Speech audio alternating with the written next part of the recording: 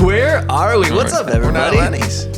We are not at Lenny's. We are at a Steiner home, model home. So this is my parents' company. These are the homes they build. I designed it. So yeah, it's currently listed for sale. Nice. Lenny's was getting the floor refinished, right? Yeah. This Monday and then last Monday. And then we pushed back now we're open for lunches at Lenny's just with like summer hours. So now it's going to be tougher outside if Mondays aren't available for something like refinishing the floors. Which is what we're doing this week and next week. So, but it's kind of fun I kind of like the idea we were talking about, like of doing something, doing a new location, whether it's like, I don't know, another restaurant or another model home, or just if we have a guest on at their place of business, Yeah. It's fun to do new location, try out all the challenges and stuff. There's a ton of light. There's a giant board we pulled from the garage you can't see off the side here to block light. But yeah, it's cool. This house is actually listed for $929 right now. It's for sale. So come on in, check it out. How's the market in Valpo, like the housing market? It's actually been pretty steady. I keep hearing things that, I don't know. I feel like I've been hearing that it's going to be bad for 4 straight years and it still hasn't. Mm-hmm. I don't know. Has this been on the market for a while? Yes, but it's the way my dad prices it, which makes total sense, is like he needs something at the volume he's at, he needs something to show or he's not going to sell houses. So when he has a model, he'll list it, but it's like a make me move price, It's not, he's not trying to put his most competitive price when this is his only active model. So it's been listed for a while, but the price was higher. Now it's more in the range. It's a model that's in like a really good location too. Yeah. You don't really want to give that up unless somebody desperately wants to be here. But now it's priced a little bit more competitively to get. And it's still worth it. Like even if he has to carry the interest on the loan for the construction loan for the house, it's still worth it to do that based on like this product getting him more business. Yeah. 100%. Yeah. So, I mean, that math doesn't work for every builder. You got to be doing volume to be able to absorb be worth it, yeah. a model. But once you have like multiple salespeople employed, you're probably at that volume where you need, something like this, or just it doesn't work. So well, it's a nice house. It looks great. You did a great job. So was this like a new design that you came up with, or was it one, because you have like Steiner Homes has their stock designs? Yeah. So this was an existing plan that we actually like heavily modified and tweaked. We wanted to do something. A lot of the plans, I designed 15, 20 years ago for Steiner Homes. And so styles have changed over the years. And we wanted something more like, I don't know, to fit the time and the style currently. So yeah. Nice. That's what we got going on. Cool. Yeah. PGA Championship this weekend. We're doing our betting contest again. Yes. My guys had a horrible, horrible day. Yeah. Lots of mud balls. But it'll be a fun weekend with that. I saw Justin Thomas with one shoe on. I didn't see that. He took a shoe off to hit a shot. Oh, man. The other shoe was, foot was all muddy. Nice. Good old JT. So what we're talking about today, I brought this up to you because this has been really top of mind for me lately. It's just, I've been so busy, and we have a lot of life stuff going on. So yeah, it's been crazy for me to get my own tasks done, because I'm a business owner, but I'm also doing all of my base level drawing. So I need to stay extremely productive with everything that I'm doing. So this week I wanted to just talk about productivity. What does it look like? What does it mean for you? What are some hacks you have to be like the most productive and make the most of your time, so you're not drowning in work every week? I'll say this too, like I feel really good about where I've been as a business owner, in that not all the time, but most of my weeks I'm working 40 to 60 hours.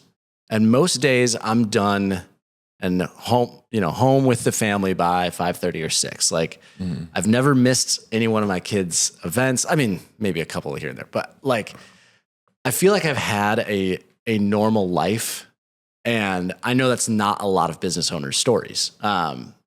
people get kind of crazy with schedules. And so, yeah, I think being productive and knowing when to lock in is helped with that for sure. Yeah. For me. And I think with you, like if you did decide to scale it and like, okay, let's grow this thing to make some like big money, you know, then comes like another level of stress, at least for a time period, you know, like when you're the one doing it, you can manage. It's, you know, it's very clear how much business you're going to be able to bring in because you're one person that can handle only so much.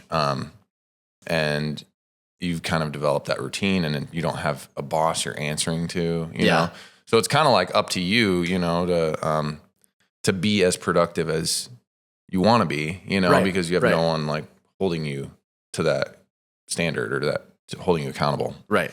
Yeah. And that's been interesting. It's hard I can see why a lot of our architects and engineers and drafters, you know, people like me get the reputation for being slow and slow time frames because you don't really ever have a deadline, you know. The deadline is when you send the customer the thing. And like sometimes I would feel like you're not super incentivized to be like really, really fast because it's probably gonna be the one house that they build in their entire life. And it's like they might not tell their friends if you aren't like really fast or whatever, but they're not gonna like build again probably. You know, maybe they will. I've talked with some friends about like, okay, is it possible that I could do a design service? Because I could get everything done for a house if I worked on nothing but your plan from start to finish, from very first meeting to handing you a bid ready, permit ready set. I could get it done the fastest 2 or 3 days. And if it's slow, it's 5 days. But I've never offered that as a service because I think my drafting time is not the critical path in people deciding on a house. It's their decision making. People need that time. They need the week or weekend to show loved ones and like sketch other things on the plans and stuff. Like, I don't think people, if I were to say, okay, call off 2 days of work, we'll meet Monday, I'll have a draft for you Monday night, we'll meet again Tuesday, have a draft for you Tuesday night, plans will be done by Wednesday. Like, I think that'd be so stressful and overwhelming for people. I think that's a good point. A builder client could do that. Like if they wanted to design a model or a spec, and I do some like hybrid stuff with that. But yeah, I don't think if this is your dream home, you're just not processing decisions fast enough to do that. And do most clients view it that way? Because if they did, then why would builders just do stock plans so often, you know? Like if they're like, yeah, that's good enough, you know? Like that's almost a different mentality as opposed to like, I want this, you know, Frank Lloyd Wright style house and everything has to be like perfect, you know? Yeah, it's not that builders are like, oh, that's good enough, I'm not living there, so as long as it's a C+, that's fine. I think builders just... No, I'm saying the clients having that perspective. Like, do most people not care that much? Because if they're selling a lot of stock plans, that tells me like the average person wants a new nice house, but maybe they don't want maybe they're not viewing it as like a perfect dream house because that's just, they don't really care that much. I think everybody cares and wants their home perfect. The reason they don't buy or do that is A, budget, and B, stress fatigue. I think there's a ton of decision making that goes into it. And when you like designing a custom home is a lot of decisions. And we haven't even started selections or anything like that. So I think there is a reason why people will just buy a stock plan online or things like that. Is that what you're asking? Yeah, kind of. Like, just, I would think that people wouldn't stew over the details quite as much if they just wanted not a stock plan, but like, you know, how Steiner Homes has like the Jackson and the whatever, you know, like if they're just picking, I like that one. That strikes me as they might not be the type of person that wants like the details so detailed. Yeah. But I don't know. I could be wrong. Like my wife would, you know, but she would want to like build a an art piece, you know, like, yeah. I think everybody wants that detail. They just can't verbalize and process it all the time. Like the reason stock plans like for Steiner Homes work is because people can see it. You know, building a fully custom plan and only getting to see it in 2 dimensions on, you know, on paper, it takes a ton of trust and takes a really high detailed person to even understand it. Steiner Homes, usually their best selling plan is always the model home, just because people are like, okay, this, you know, I like this. Right. I've been in there. Yeah. And they don't realize that they maybe don't even love the floor plan as much as they thought. It looks pretty in here. It feels nice. It smells nice. Like this gives them good vibes, basically. And it's enough to Close the deal. Yeah. Yeah. That makes sense. Yeah. So, let me check my notes. I got some questions for you. So like, how do you stay organized when you're juggling like a lot of different clients, you know, a lot of different things? Like let me give you an example. Like when I've got a lot going on, I feel like it's counterintuitive to stop and go for a walk. But sometimes I have to force myself, like a 10-minute break or a 20-minute break is going to do more good than it is harm, you know, because or I go to the driving range down the street and hit like a bag of balls. And I'm just thinking through like, okay, what do I need to get done the rest of the day, the week, or prioritizing as opposed to just staring at my computer and getting sucked into the next task. Like that's something I've learned, you know, through times that were very stressful. Just taking a step back and setting aside time to just calm my brain down. That has worked, you know. So like, have you had that experience? Yeah, I love that you said that. I actually have that on my list. I just built it into my normal day.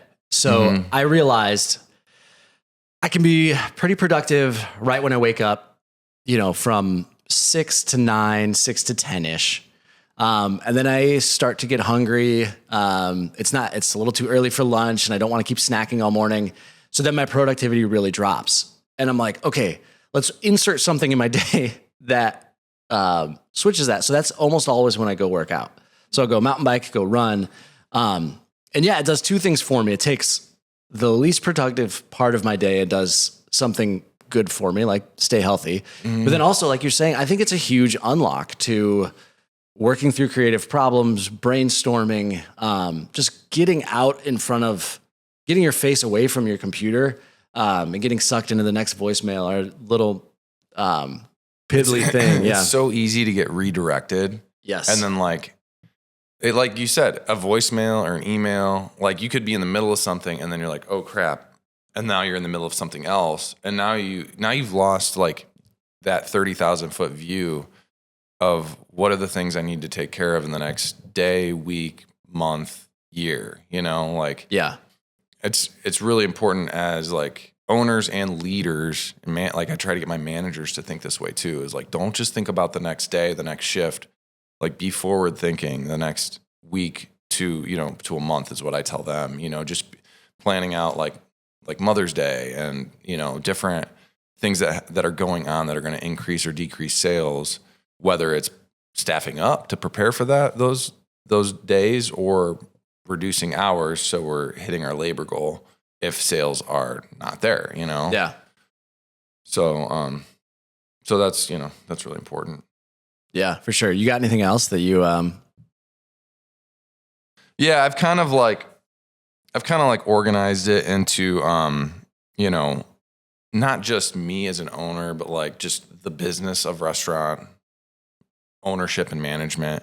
So I kind of like did it with that mentality, but like I've got like 7 really, you know, key things. So first one's like in an effort to streamline daily operations, and then like technology, delegating, batching tasks, reducing overhead, use KPIs to focus, and then the self-care time management thing that I already kind of mentioned. So like with streamlining daily operations, I don't need to go through all these right now because that's going to take too much time. But like the main thing with restaurants is using checklists, in terms of productivity and efficiency, like using checklists for maintaining standards in an efficient time. So like cleaning the bathrooms, cleaning the line, like going through the details, and every restaurant's a little different. So you have to make sure you hit all those details when you're opening, and you got to do it right from the beginning, or else like it just snowballs. And like, why does this look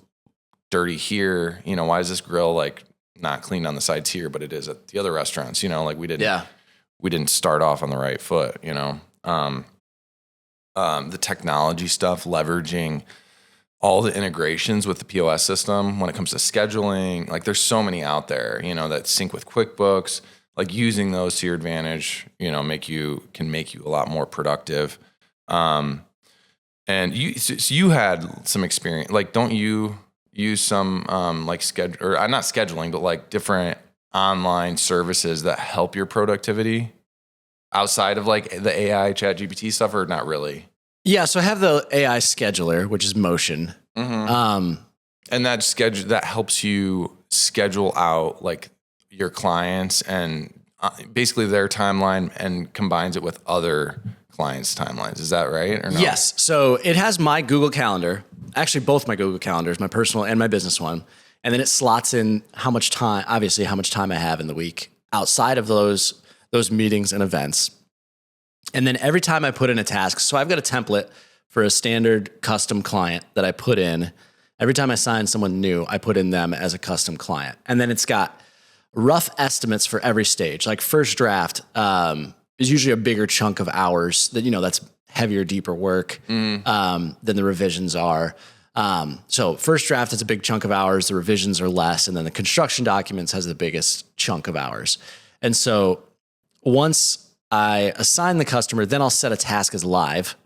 And so that's stuff that's in my court, all the tasks I need to do and deliver to the client. And so it will take the hours I've told it and fill all that into my calendar.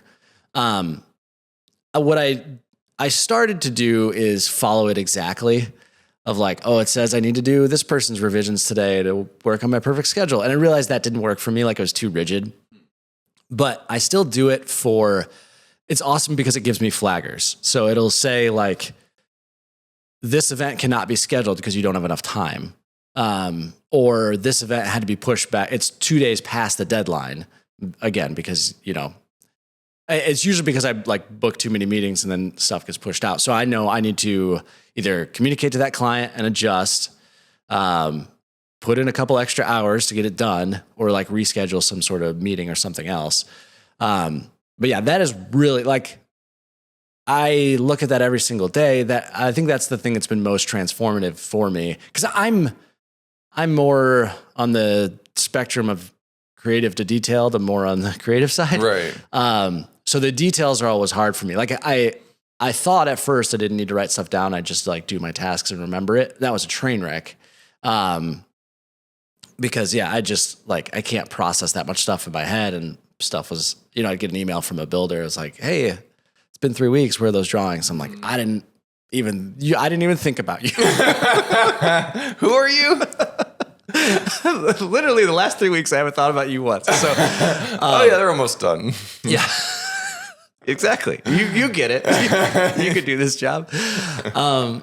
So I've now switched. Everything has to be in my system. And another thing that helps me too is I actually brought on a guy as a 1099 like subcontractor, and I call him my director of sales. But he just communicates with all my clients. He gives every single client an update every single week. And one, I think that helps clients understand that they're not, falling off the back of my task list. Like they're still being cared for in the process. But then two, it helps me a ton, because if I'm meeting with him every week to give him an update on a client every week, I now have to be on top of my schedule. And it forces me to go through and make sure every single project I know exactly where every single project is at. So I can, clearly tell him. And that's helped a ton too. It just be productive, stay locked in. Yeah, I think that's huge for any business owner that kind of runs everything themselves, is having, because odds are you're going to be talented at something, but you're probably talented at a skill that is not like communicating with the client and staying organized. You're probably good at something else. So like and I think that's gonna set, that's the most important thing that you can do if you're working by yourself, is like communicating really well and doing things like giving off the appearance that you're very organized, because that's gonna get you more business, Mm-hmm. And people are kind of like expecting, if you don't have like a secretary and an office of people, like they're almost expecting you to like drop the ball. So if you like surprise them, Yeah. then they're going to be even more likely to like tell someone else about their experience, Yeah. I just worked with Adam, but he was great. He communicated throughout the whole process, and it can be tough to do that if you have no good news to give. But like you said, if you're going through that process every week and it's forcing you to like address every client, you're going to be more productive and just continue to get stuff done. 100%. Another thing that's really helped me get stuff done is knowing what mood you're in and what mood you'll be in, like almost hacking yourself and trying to figure out, pay attention as much as you can to how you operate as a human. Because I constantly switch back and forth between like the mundane stuff just needs to get done. It doesn't need any creativity. It's just, I need to put dimensions on a drawing, it just needs detail. Doesn't need any creativity. And that versus the deep work of brand new floor plan, completely from scratch. I'm thinking in 3 dimensions. I'm juggling a ton of stuff of like their wish list and laying out spaces and stuff. I realized of that deep work, the hard creative stuff, I don't have 40 hours of capacity a week to do that. Like that stuff is hard. And I found I like max out at around 20 hours of creative deep work. And so finding the parts of the day, which for me is usually like early morning, or late afternoon are the times like I really lock in. So finding those parts of the day and saving those deep work tasks for those times and not trying to force vice versa. Like I know if I'm tired, not feeling creative, not like, I don't know, this sounds weird, but this is how I think about it. It's like, I don't feel like I'm in the zone. I will switch to something like an electrical plan that, again, just needs to put lights in rooms on a floor plan. Mm-hmm. Something that's really mundane, doesn't take it, but I can still make money and be productive, move my company forward without expending the bucket of creative energy that I have for the week. Yeah. That's helped me a ton. Yeah.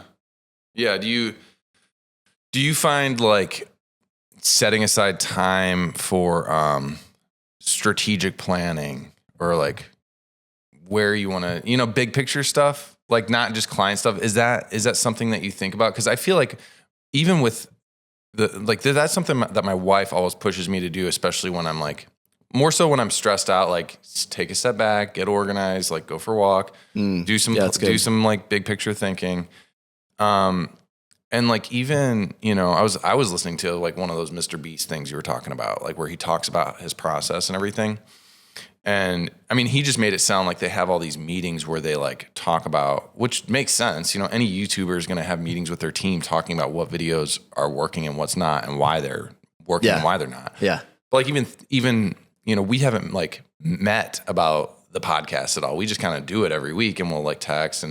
But part of me, as I'm thinking through this, part of me wonders like, well, what if we took the time to like look at the videos that have worked, where we've gotten our most views, and analyze them, not just look at the data that YouTube gives, but like analyze them. Like, what were we talking about in the beginning of the video? What? Oh yeah. Like what? You're right.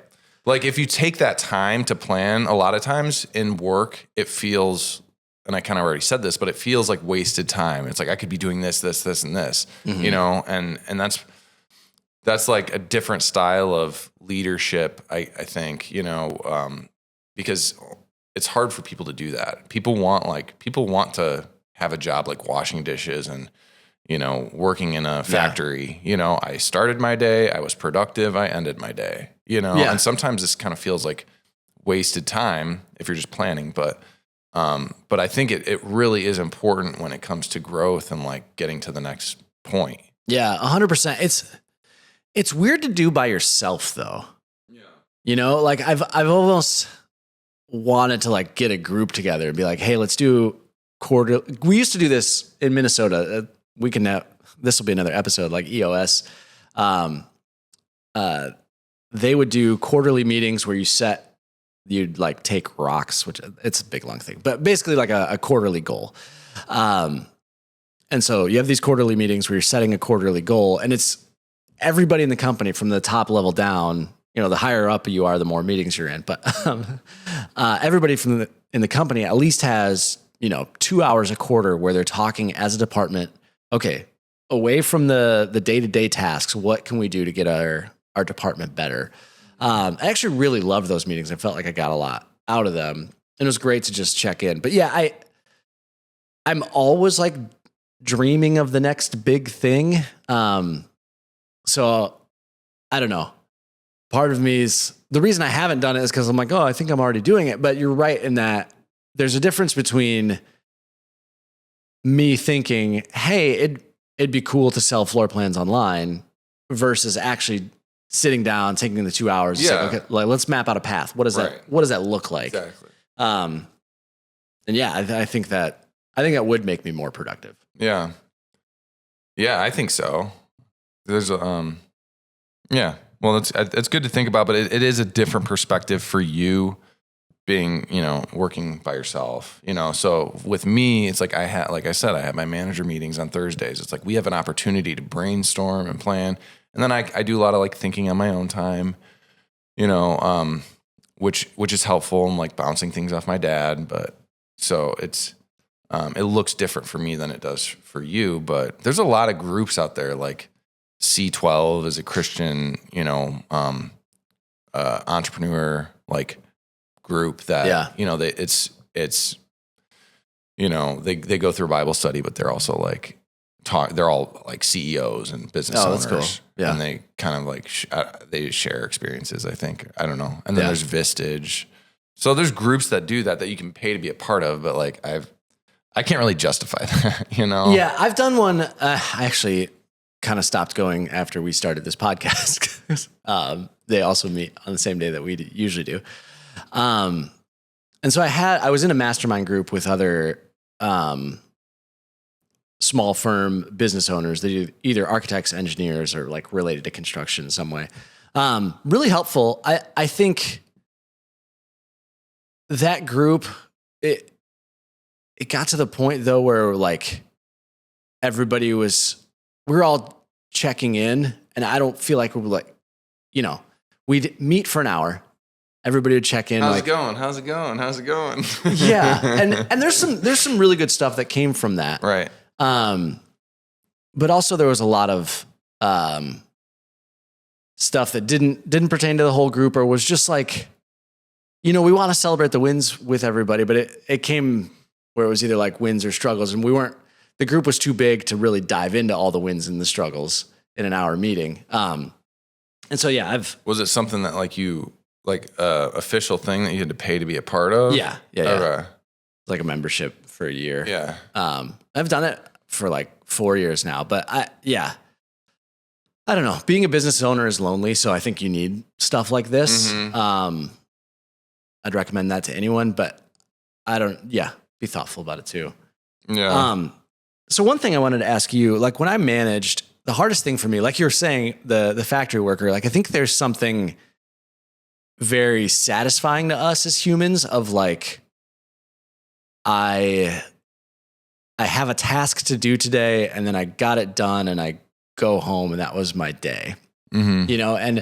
And still I have a lot of that. Like the task is drawing a plan for somebody, and then I send it to them, and I completed a thing for the day. It's called life, dude. Like, we all work, man. We work and then we die. What, like in management, when you're managing people, there was so much less of like, I did a thing, Yeah. you don't have like a thing that I painted that wall, or I made that floor plan, or like I cooked that burger. Like there's no tangible thing you can point to and say, I did that day.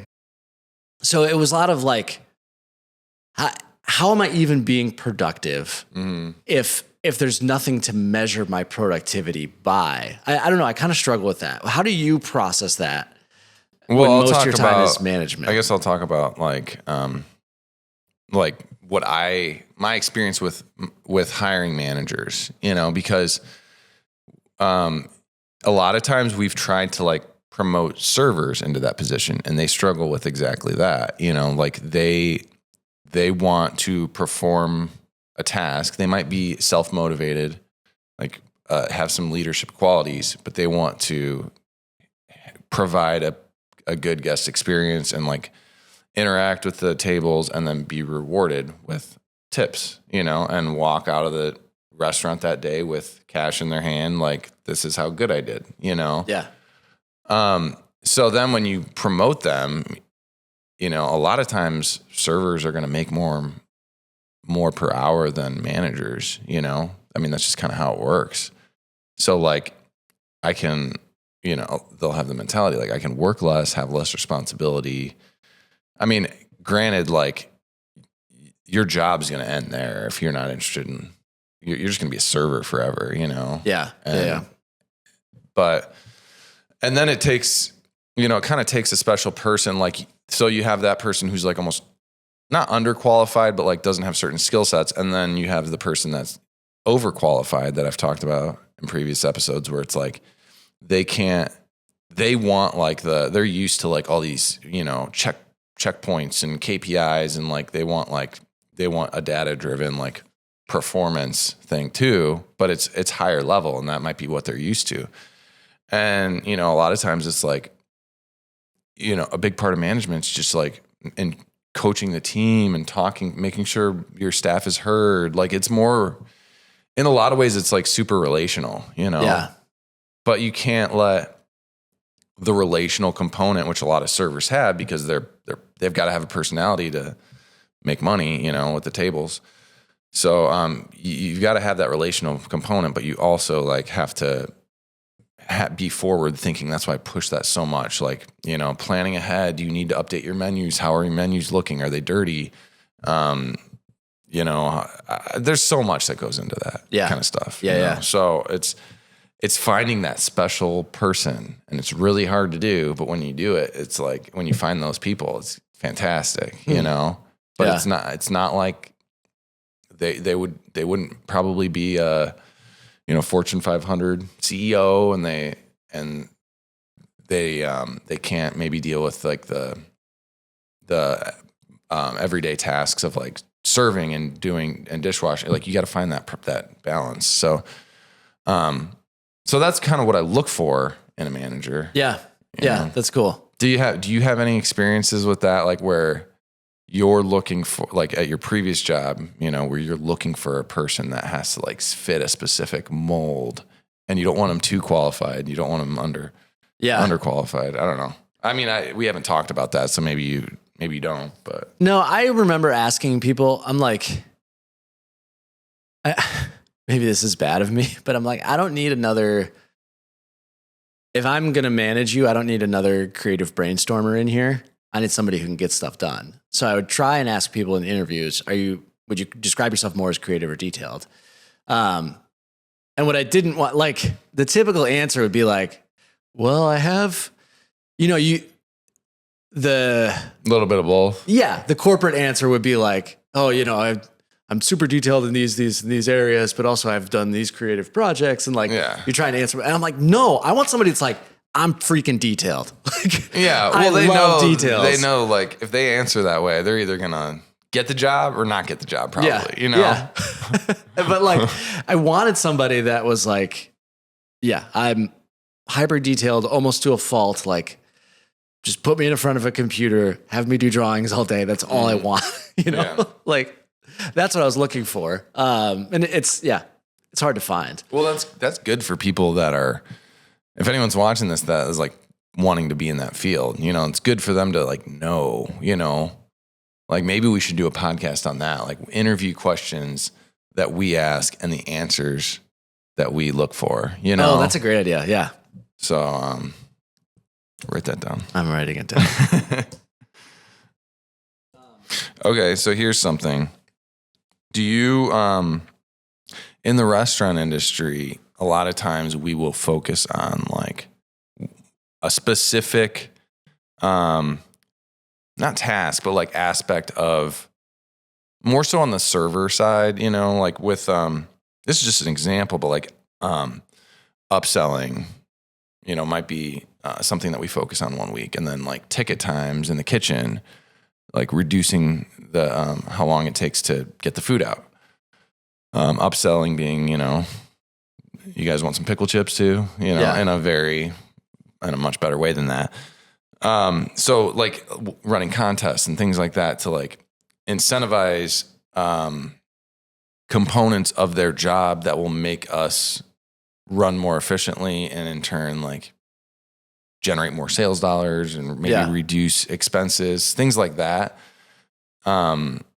It's hard to like, there's so many of them, you know, it's hard to just focus on them all at the same time. So sometimes we'll like, let's do an upselling contest for pickle chips this week, or whatever, you know, or have a goal of 10 minutes or less on our ticket times at the breakfast place. You know, do you try to think through things like that? Like, this is too much. I'm going to focus on like one thing this week, or one area of potential growth in yourself or improving your company in some way. Yeah, I needed to get better at it. I'm bad at it. Again, because I'm it's got to be hard with like, you're the one doing it, you know, designing the house. Kind of like head in the clouds. I've always got a million ideas. So it's hard to,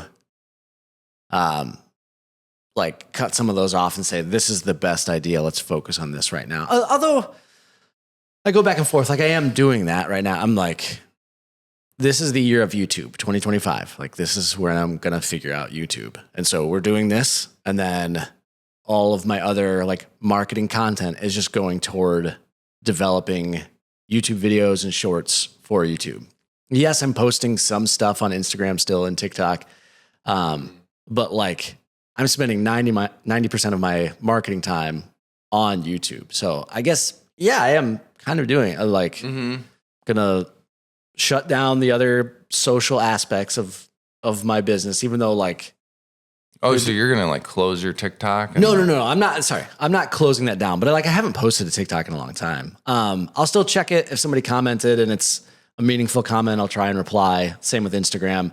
And if I'm filming short videos, I'll post them there eventually. But you just don't see as much of an opportunity there as you do with YouTube for like monetization. Yeah, long term. Like short term, there's more opportunity in Instagram and TikTok. Like if I have a good video, odds are it'll go best on Instagram, then second on TikTok, and then third on YouTube. You know, it's just the nature of those platforms right now.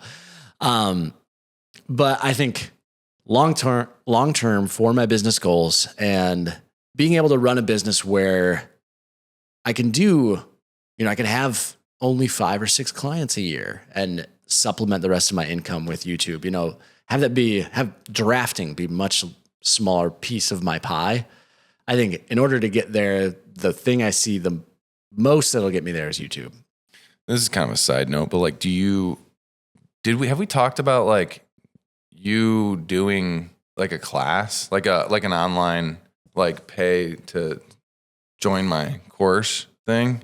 Cause like you're on the client side of, you know, designing their houses, but what if you were on the like development training side? Yeah, I've thought about it. One way I operate is like, if I'm not super excited about an idea, I'll drop it. Because I know the time and energy I'd need to put in to get that, if I'm not excited about it, to get that off the ground is exponentially more than something I'm excited about. Yeah. And so I almost did, I like wrote down notes for this is how I use AutoCAD. And I'm like, I don't want to film this video because I'm not excited about it.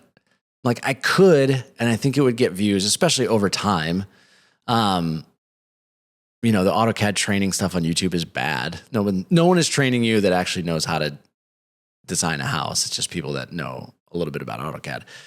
But like, Is there enough demand for that industry for home designers to even like you could get enough subscribers? Like maybe it's not even worth. The CAD channels, like the basics of AutoCAD Lite, have millions of subscribers and millions of views. Like, there's a huge demand for it. I mean, in a lot of ways, that's kind of some of the stuff you're doing with YouTube. At least some of it, you know? Like, and that's kind of what I see too, is like no one's explaining certain components of restaurant ownership. Like that, you know, a lot of times you feel like people aren't being 100% transparent, maybe for a reason, or maybe they just don't know all the details or know the certain details that you know, but like, that's part of the reason I got interested in it. And I think you too, because it's like, I know a better way to explain this and you're missing certain points. Yeah. Or like, you don't really know what you're doing. Yeah. You know, if you did this every day, you would have done that video differently. Yeah. I would love to sell a course. I think that's an awesome idea for me. To execute that though, there's no way you could do that on your own, I don't think, right? Exactly. And I don't know, there's so much. It's like, okay, how to design a house. Okay, do I teach them AutoCAD first? You know, like any way I sliced it, I was like, this is at least 50 videos, if not more. And like I don't want to be locked in. I need to find a course that I could do, that I could record in 5 to 10 videos. If I found something that I feel like really actually helped people and, you know, it was worth selling and I could record it and produce it, and I think I would definitely like to do something like that. I guess the alternative, you know, if you don't do a course, is like, well, I'll just do that. I'll just do maybe a couple videos on YouTube and hope those get enough views to make it worth it and eventually get monetized. But like the point of those videos would maybe be like, you already have a basic understanding of AutoCAD. Here's the process of how I design a home efficiently. So like you're actually going, like you're not just clicking around, you're saying like, all right, now I hit, like in the first video, maybe you're like, I hit A, and then I'm like expanding this. So maybe you dumb it down a little bit, but you have like a mini course where it's like 4 episodes for the person who understands AutoCAD, but this is specifically for home design and this is how I do it efficiently. And then, something like that, where it's like, you're not, it does sound super boring to start with AutoCAD but like when you have information that you feel like this is valuable. Like I feel like even with video editing, I have certain tricks and stuff that like, maybe the average person doesn't know.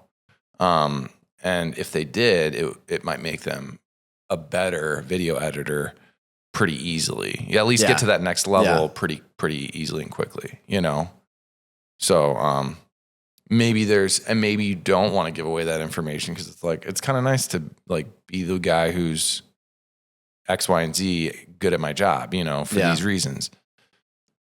But maybe you do. And maybe you're like, I don't care. Like, I'll share that. I think it's interesting for me. That's why teachers like their job. It's like they're interested in sharing information that gets other people excited and interested, Yeah. I don't think any of the information I have is proprietary. Like I would share literally anything with anyone. Yeah, I mean, that would be interesting if I was like into AutoCAD. I don't even know how to use it, but like if I was an AutoCAD guy and there was like a AutoCAD like tips and tricks for designing a house, like a 4-part series, like I would think I would watch that, Yeah. Like design a house 50% faster than you already do. Yeah. Like, oh, okay. Yeah. I'll watch that, that'll make my work go quicker and then I can have more time to watch TV or whatever you want to do. Yeah, whatever you want to do. One other thing on productivity.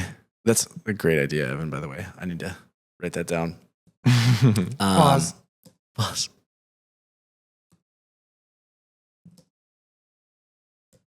For me, while you do that, for me, a big thing is delegating, having people in roles that are that are effective in those roles and making sure that I delegate things to them and they don't put, their monkeys on my back, as my dad always says, and like I have some managers that still do that, Yeah. Like I've got these with Lenny's, I've got these signs that, that I'm putting out about like, we're open for lunch and happy hour. Like I want to line La Peep, the road into La Peep. Oh yeah. Cause they're right next to each other. Yeah. And we get a ton of traffic there. So, yeah, it's a very busy road in town.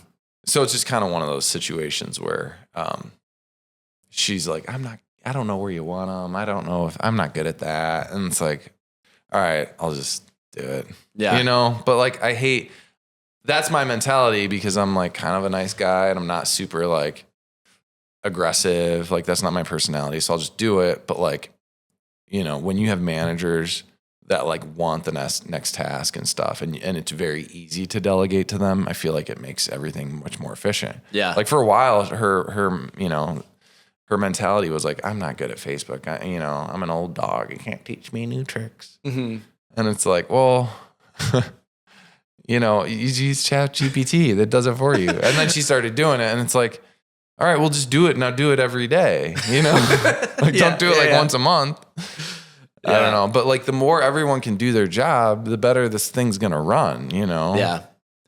The guy at 1099 to do my communication with, we kind of had a slip up this week, an email that was sent directly to me. I thought he was CC'd on it, so I thought he was going to get back to them, and I didn't reply. So like the client kind of thinks they're in limbo. So we actually switched the system now where,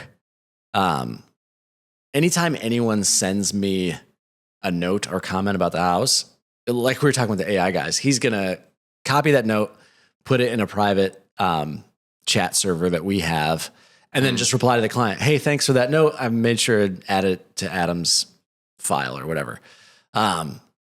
Just so people know that their stuff is being heard. And then also it helps me to put all the notes in one place.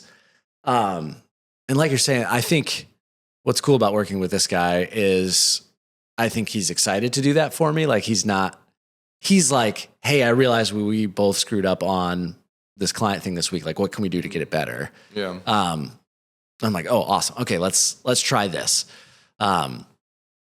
So yeah, I think the don't let them put their monkeys on your back. I love that one. Cause I remember like when I was managing people, I would be like, okay, fine, I'll do it. Yeah. Somebody's got to do it. You're clearly complaining about it. Yeah. It creates a lot of problems, Yeah. So that stuff I think just makes things run more efficiently. You were going to say something though before. Oh yeah. So if I have a ton of tasks that I need to get, this is outside the managerial realm. This is just me trying to get drawings done or tasks done. I think the conventional wisdom is like, do the thing that's due first or the thing that's most important. And I actually think that's going to make you work slower. So I was at a financial seminar, this was maybe 20 years ago, and the financial planner was talking about paying off debt. And he's like, if you're in debt, let's say you have 5 different payments that you need to make, 5 different debts. What you do is you don't pay off the biggest one. Like getting out of debt is actually more psychological than it is financial. It's not mathematical. So what you do is pay the minimum payment on every single debt you have.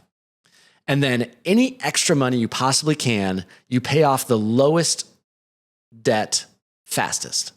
Just go ham at the lowest debt, whatever money you can scrounge up, do that one. And then take all that money that was there and then stack that on the next lowest debt. Like, don't even worry about the big debt yet. Yeah, because you can eliminate that interest payment. Basically. Yeah. And so that also works for me with tasks. If I have 10 things that I need to get done in the next 3 days, and I know 4 of them are get in the drawing for 15 minutes, knock out some little thing, and then send it off. Like, I need to do those 4 first. And it frees me. It like frees you up mentally. There's something about psychologically just checking boxes off of a task list gives you dopamine. And I think that helps. But also it frees you up mentally to know, okay, this is the only task I need to get done today, instead of, oh, this is the first of 10 tasks I need to get done, but it's the biggest one. I need to focus on it and really lock in. And like, you almost put undue pressure on yourself and make yourself work slower because you're trying to do this most important thing and you focus on the importance of it. And yeah, and I think just like writing it, I mean, that's a really good point, but I think writing it down and having all those tasks on paper almost like is visually less intimidating than them just like floating around in your head. yeah. You know, Sometimes, have you ever like stress journaled? no, I don't think so. Sometimes when I'm really stressed about stuff, I will just take 5 minutes and write, like, what am I stressed about? Write it on paper. Mm-hmm. And I find that like, because all the stuff is floating around in your head, it's way more stressful than when you put it on paper. It's like, okay, I'm actually just stressed about this one thing. And all these 4 other things that I thought I was stressed about are just tasks I need to do. You know, like I need to go to the bank. I'm not actually stressed about going to the bank. It's just another thing floating around in my head. Yeah.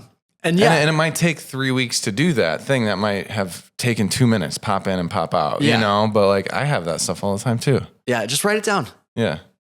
Yeah. Put it on a list. Who knew? Agreed. We're solving the world's problems. Yeah. Go to the bank.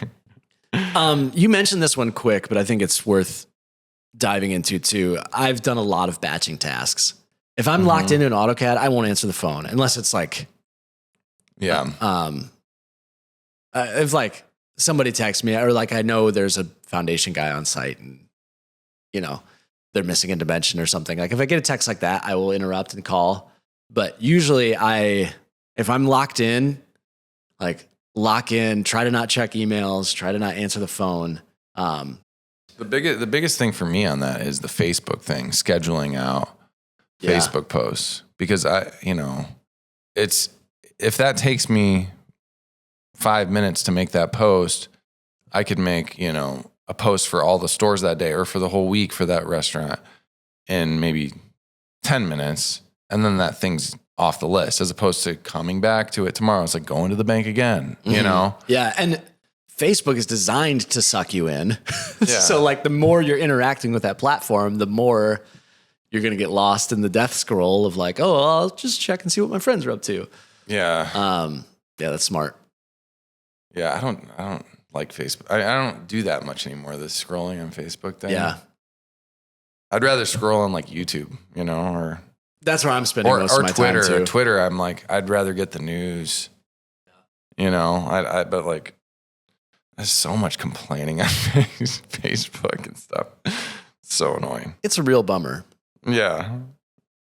And it's like all local stuff. So it's like all my people in my community are like negative and complaining about this or that. Yeah, they're complaining about your family. I wasn't going to say it. Which also sucks. We can cut this. No, it's fine.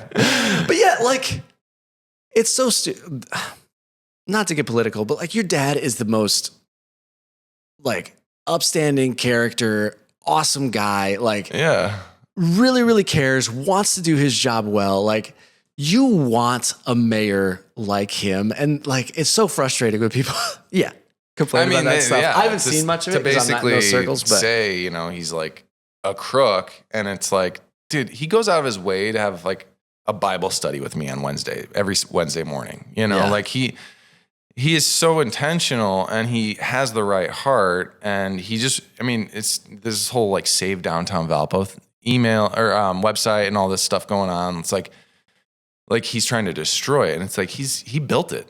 Like, it's like. It wasn't there 20, 25 years ago. It's insane. Yeah. So, even, I don't know. I don't want to get into all that. Yeah. I'm sorry. No, it's Derailed, fine.